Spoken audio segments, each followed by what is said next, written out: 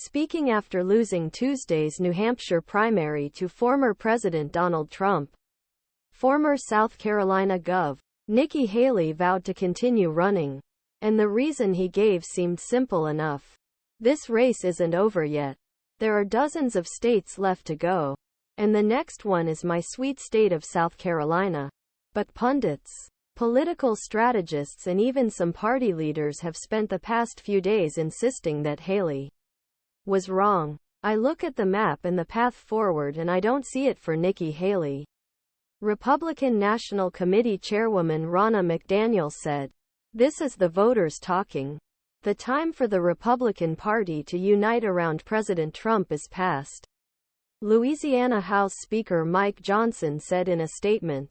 Vance wrote of X, "At this point Haley can either drop out or help the Democrats. Why are so many people saying the GOP primary is over before most states vote? So do these have any meaning?" Nikki Haley at a campaign rally in North Charleston, SC. On Wednesday. The presidential nominating contest is two things at once: a cold, hard math problem and a more uncertain, livelier political process. Mathematically, it's all about racking up delegates over the months-long, state-by-state election calendar called primaries and caucuses.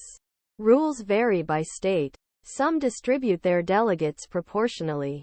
Some win take all, and some fall in between.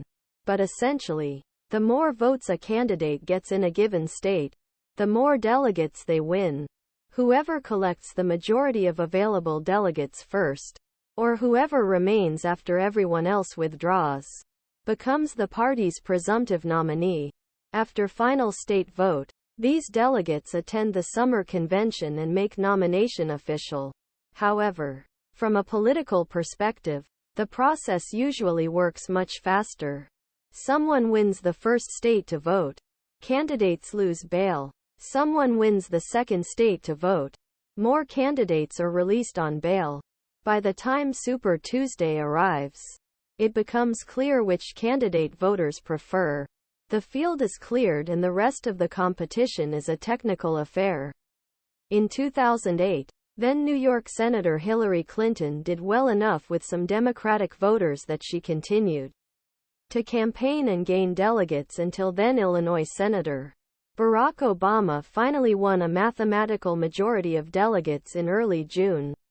In 1976, President Gerald Ford arrived at the convention in Kansas City with a large number of delegates. So he had to persuade a certain number of unaffiliated delegates to leave on his behalf. In the hall itself, this year's primary also has the potential to be unconventional. Two states, Maine and Colorado, are trying to remove him from primaries, arguing that he is disqualified from the presidency under 14th Amendment for his involvement in insurrection on January 6.